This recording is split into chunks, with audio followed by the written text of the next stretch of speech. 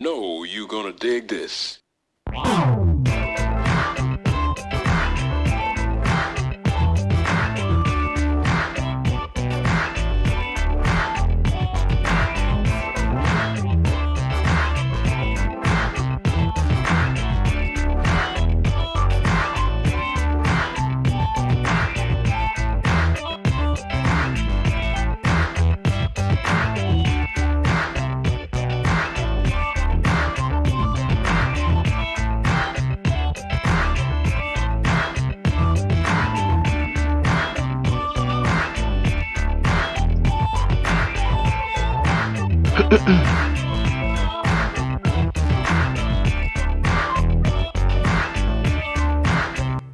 Hello, I'm Rhine McLin, and welcome to Funk Chronicles. I'm standing in for Dr. Turk Logan. Today is going to be very exciting. It's very exciting, especially for those who are into the funk.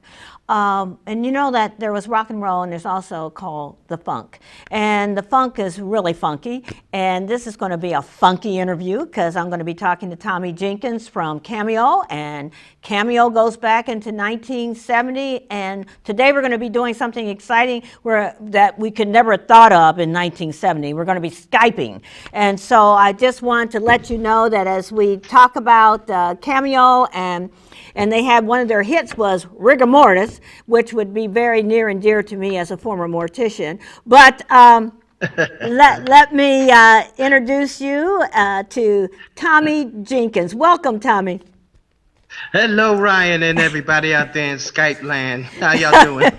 You know, this is just so I'm what you call a primitive modern woman, and so when we're talking about doing Skype interviews, that is way out of my comfort zone. So, welcome to Funk Chronicles, and thank you so much for taking time out of your schedule to be a part of this momentous movement that we have going.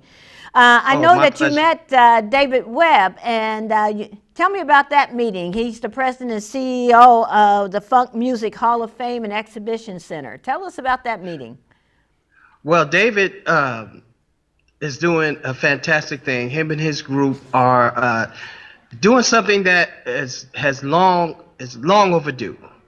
Okay, the funk has influenced and been a part of the landscape of music since the 60s.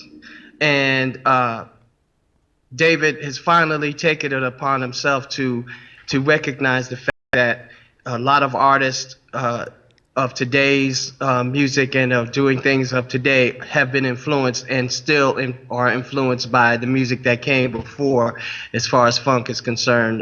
Started with James Brown and before that, and then George Clinton, and of course Cameo and a bunch of other guys who are our peers have set the groundwork.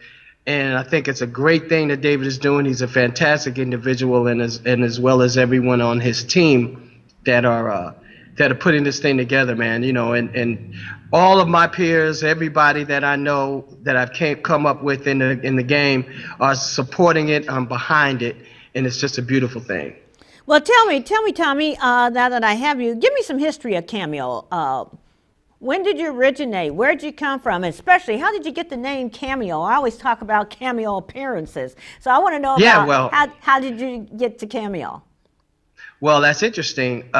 We started in New York City. I'm from New Jersey, actually. It's a town called Rahway, which is about 10 miles from New York. So it's right on the outside of the outskirts of the city.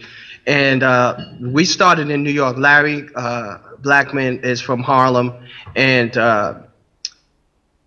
in the beginning, I was mid-70s, right out of high school.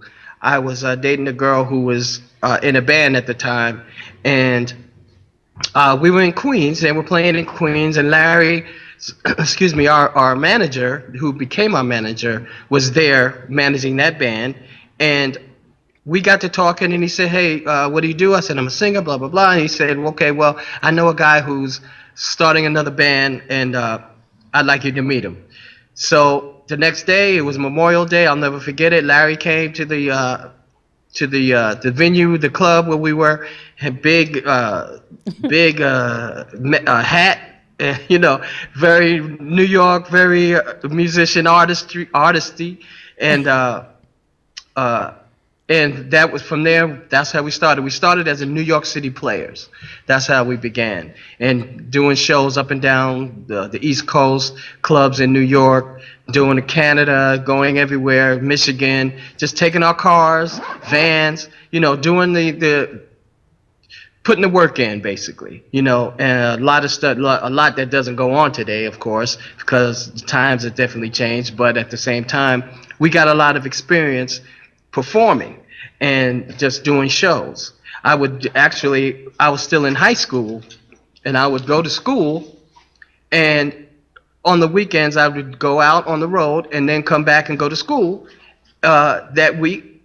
And then when I graduated, I would go to work, and I'd work and go on the weekends and tour with the band, and then I'd go back to work on Monday, 7 a.m. So it was like that. How long did you all stay? I mean, you know, when you think about 13 people in a band, that's a lot of people. Yeah, that was a lot, but we didn't start like that. We started with about 7 guys. Everybody was basically from New York. So one day, you asked about how we got the name. We were in Canada, and as we, of course, were the New York City Players, we had gotten an opportunity to record a single. There was a guy in New York City who was a Broadway songwriter. And he came up with a disco song because, of course, disco is very popular in the 70s. And we recorded the song, and it got to Neil Bogart, who was the president of Casablanca Records at the time. He loved the song because, of course, Donna Summers was on the label, Kiss, and a bunch of other people. But he loved the song and signed us to the label. And we were on a disco song. And that's how we got the recording contract. Now, at the time, we wanted to change our name to the Players. But we couldn't do it because Ohio Players were real big at the time. So we were in Canada, and there was a billboard that said Cameo on it. And it was basically just advertising cigarettes or whatever. And we said, Cameo, that's a cool name. And, you know, at the time, we didn't want to be associated with cigarettes or alcohol or anything like that. But we said, okay, well, cameo means cameo appearance. We wanted everybody, the theme of the band, for everyone to have their own identity, to be able to step out on their own and make that cameo appearance. And also the cameo brooch, you know, the piece of jewelry, you know, finely crafted jewel or piece of jewelry. So we looked at it like that, and we had a bunch of metaphors for what cameo meant. It was a short name, very pleasant and pleasing, but at the same time, it was almost like a juxtaposition between the kind of music we did and the name. You know, the name is a little soft, but our music was hard and crazy. So we kind of dug that. That is such an interesting story. So tell me, what is Cameo doing now? Where are you? What are you doing? How many of the members touring. are still together, or are you getting together? Or Yeah. Tell me about we had like you mentioned earlier, we had 13 members, or maybe 15, 16 members at one time during the days when we had horns, and you know, the Cameosis days, and a lot of we split down, cut it down to 5 and did the 3.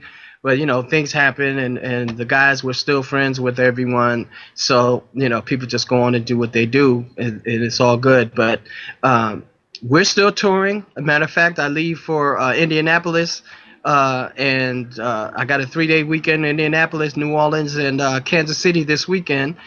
And it's a possibility of us doing a Vegas run at the Westgate Hotel starting in October for about 3 months.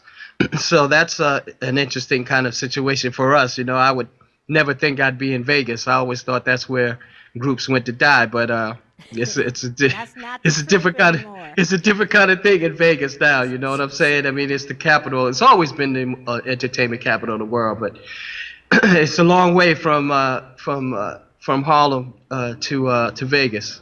Well, tell me, how many original members are still in the group? Well, actually, we've got guys in the group that have been with us for 30 years. So when you say original member, Larry and I are the only original members that are still here. Him and I started the group together along with Gregory Johnson, and because Greg was already with him, he played keyboards. He was the funk character with the top hat you may see in the videos and stuff. And actually, he was the funk guy back then with the rigor mortis and the whole thing. As you mentioned, our first album, Cardiac Arrest. But yeah, we've got Larry and I. The first are the only original members from that time. But we got guys from the '80s, man. You know, Charlie and Aaron and Anthony, Jeff Nelson, Kevin Kendricks. You know, we've all been together over 25, 30 years. So we call them lifers. You know, and it's a blessing to be able to still have guys with all the craziness going on with our funk brothers and with the groups, you know, splitting up and doing this and doing that. You know, we're still together doing our thing, man. And you know what, that is what you said there is really a historic statement, because so many of you started out when you were so young and didn't have any idea of what the future was. You were just living in the present. And right. To take 25, 30 years down the road, that you have matured, you've learned through life experiences, hard knocks, and all of that, the music business the hard way, whereas the young folks today who are in the music business have really learned from your experiences. Yeah, well, yeah. Don't you think? I hope so. You know, I mean, I think I'm very encouraged by music and the creation of music that's still happening in the different. I know a lot of guys, you know, veterans and guys like myself who've been around for 40 years. You know, we tend to be, I don't want to say dismissive of the music today, but I don't like doing that, because there's so much creativity going on. Of course, there's always been music that sucked. You know what I mean? That wasn't good. You know, and but I think there's always music right now as far as radio and stuff. There's a lot of stuff people aren't hearing because of the radio situation. So I think if they search out and go out, and thank God there are more avenues for people to search for music and to get it through the internet and you know, other means, that don't just settle for what's going on, what you're hearing. Go out, go around the world and get great music. You know, that's basically what it is, and that's where I'm very encouraged by what I'm hearing, because that's what I do, man. I don't. Sometimes I listen to the radio, but then a lot of times I just get on the internet or get on, you know, one of my avenues to search for music and find some great stuff, you know. Well, there's a lot of good music out there, and it comes in from different countries and that's right. Different genres of music of all kinds, but then that's one of the things that's been unique about funk music. Also, it's been a blend of a lot of different kind of music to bring us to where we are today. And maybe at the time we didn't even recognize that we might have been trendsetters in a lot of areas of music. But I'm going to change the subject for a moment, because while I was waiting to talk to you, something came up that was very interesting, and I want to have you elaborate on that. And that's about your wife dancing with, she was a dancer for who? Oh, she was on Soul Train. She was. Yeah, okay, Soul Train. Yeah, tell that story that you told me about meeting your wife, and when I guess that's when Cameo appeared on Soul Train. That's right. Okay, tell us that story, because I thought that was so cute. Oh yeah, people get a kick out of it. Her name is Niecy Payne, and she's was one of the main dancers on Soul Train, and actually she came from Chicago. She's from Chicago, and then people who know that Don started the show initially in Chicago, and she was 14, 15 years old, actually not supposed to be dancing, but she started in the studio in a little small studio where Don had. She told me the story that Don had in Chicago, and she went and auditioned and was dancing on the show. And when Don moved the show to L.A., she came not specifically to be on the show, but just to come out to L.A. And then she came to L.A. and got on the show the first day she came in to do it. And Don put her, like, I guess, on one of the risers that you go on if you wanted, like where Louis was. You know, Louis was on one of the risers, and Cheryl's song, the girl with the long hair, everybody remembered her, the Asian girl. And her, Louis, and Niecy were probably one of the most popular dancers on the show. So we would do the show. Of course, we've been on Soul Train numerous times, and when I would go to LA and do the show, her and I, you know, we became friends and would hang out. And every time I come to LA, you know, I'd rent my car, or, you know, I like to rent Jeeps. Everybody else would be like, let me get a Benz or, you know, BMW, whatever. I got a Jeep, an open top Jeep, because being from New York, you know, in LA in this weather, who wants to be all, you know, cooped up in a, I wanted to be in a Jeep. So I'd get the Jeep and I'd say, you drive, Niecy, you know, so we just have fun going to restaurants and clubs and stuff, hanging out. And over time, you know, we you know, went our separate ways. You know, I moved out of New York and went to Miami and Atlanta. And, you know, life happened. And about 11 years ago, I guess MySpace was out at the time. And so we found each other again on MySpace and started dating. She, I guess, had just gotten divorced from her husband. And, you know, I was single at the time. And we got hooked up, went out to eat, and the rest is history. We got married last year. Well, who knew? Well, you know, you always hear these stories about how people were together, then they separate, and then they come back. And you know what? I always look at it like a boomerang. You know, if it's meant to be, it's going to come right on back. And I'm so happy for you too. You know, and you think about the Don Corneliuses during that time. I mean, he was really phenomenal on what he did for funk music and giving exposure.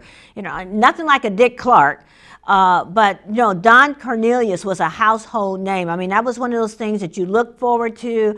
I did as a young lady, going to see how to dance, and to know who the latest groups were that were out. And it was one of those things that's why the Funk Hall of Fame is so important, because you know, we have a Rock and Roll Hall of Fame in Cleveland, Ohio, but funk really covers the nation. But Dayton, Ohio has had an enormous amount of entertainers come out that we would classify under the funk.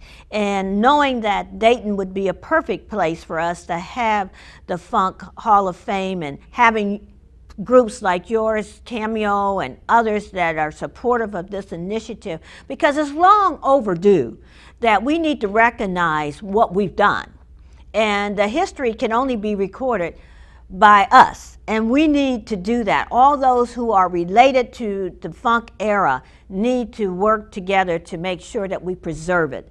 And so I always commend David Webb and his group on pushing forward this initiative for the Funk Hall of Fame and Exhibition Center, where they are going to have an education component. And I think when we think about that, Tomi, all the things that you could teach or tell on the experience of music, on what not, the do's and the don'ts of the music industry. I know, as they say, you could write a book about that. Would you like to share some of the do's and the don'ts of the music industry? Because I think not only when we do these Funk Chronicles, they should also be educational. I agree 100%. I used to think that they had something in the water in Dayton, Ohio. There must have been something in the water, because I am amazed of how many funky groups came out of that city. Ohio, I mean, just that part of the country is amazing as far as music is concerned. But funk music, you know, Bootsy, come on, you know, George, all these people coming out of that. Well, George is from Plainfield, New Jersey, my hometown, my home state, but still, you know, Zap, Lakeside. I mean, it's incredible, and Slave, Ohio Players, yeah. Slave, Ohio Players, of course. And even Shirley Murdoch. Even Shirley Murdoch. Shirley. I just saw Shirley one day. We did a show up in Northern California, and I hadn't seen Shirley in so long, and it was such a blessing to see her. I just get such a great feeling when I see Shirley, man. She's just an amazing individual, and all of these, not only awesome singer, but she's just a beautiful person. But funk music, and this is why the Funk Hall of Fame and Exhibition Center is so important, because you mentioned the do's and don'ts. I think that when you look at what the musicians came from, the early musicians who the forebearers of our music. I mean, I can remember, you know, watching James and James Brown, you know, at the Apollo. You know, I can remember the sound and what it was so different that this was something that was new, that was fresh, that was making an impact, and people probably didn't even know why it was affecting them so much. But the beat, the way the one on the one, you know, the way that is, you know, and George picked up on that, you know, and we learned from George. Our first tour was with George Clinton and Parliament Funkadelic and the Barcades in 1977, you know, and we went out for a year. I mean, it was an incredible experience, and the funk music has to be recognized for the groundbreaking and for the way that it is still influencing music. I was on Periscope the other day, and I just heard George Clinton, Ice Cube, and one other artist. Dang, I forgot. And I love him too. I can't remember his name right now, but I will in a second.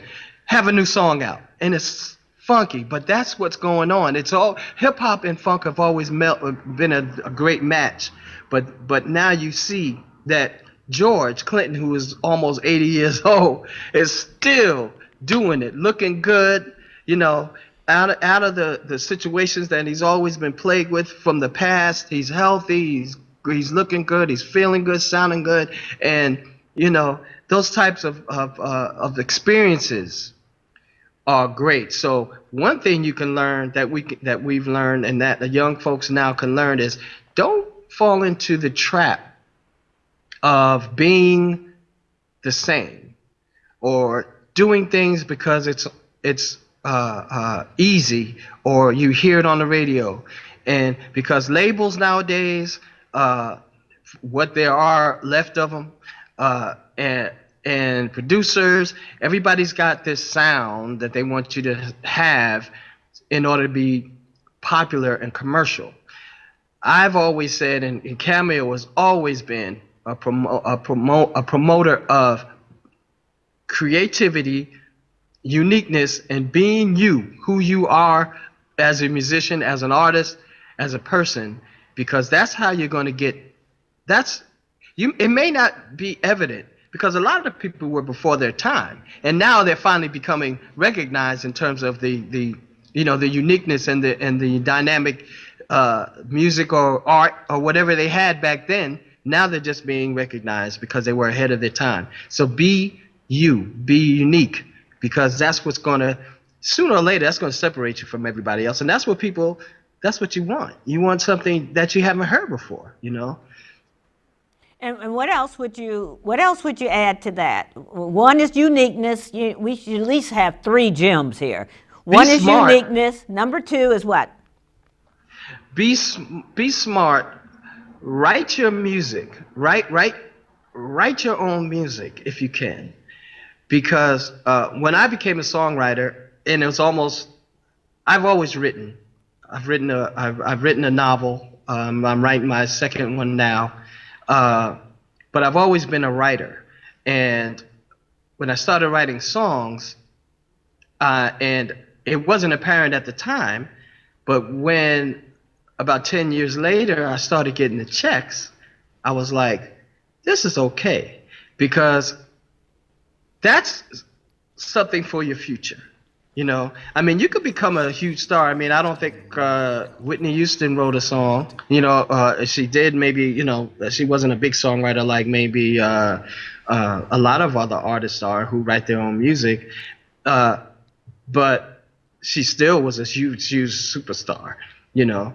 But I like to say that if you can write, that goes a long way towards establishing your own identity and your own voice, and that makes a big difference. Writing music, that's one good thing. Staying away from drugs, man. You know, stay away from that. Now, you know, I know, you know, cocaine and all that stuff is you know, popular in music, and you know, weed is, you know, always been popular, but you know, don't fall into that trap of drugs and, you know, alcohol and all of that, man. That's crazy. That's just crazy. That you may think it may enhance your creativity, but you know, in the end, it really doesn't. We've all been through it. You know, we've all been through it, and I'm happy and blessed to say. So that's experience speaking. That's experience speaking.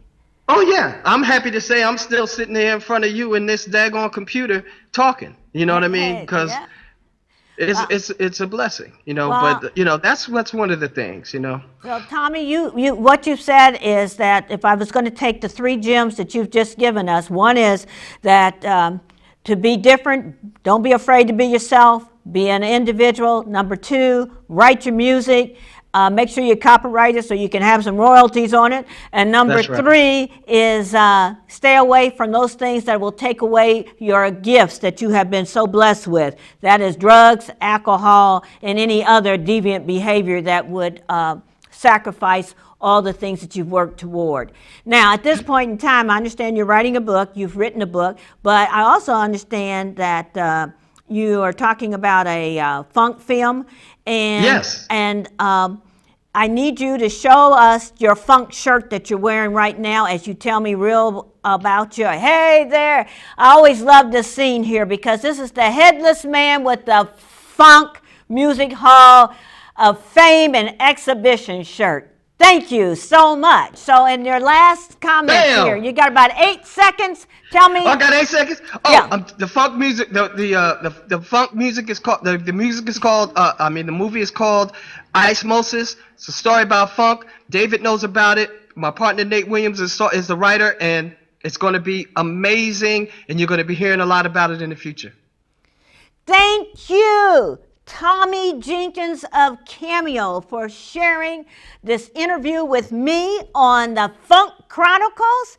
Folks, support the Funk Chronicles. Support the idea of the Funk Music Hall of Fame and Exhibition Center. This is something we can all take pride in, and have a wonderful week. See you next time.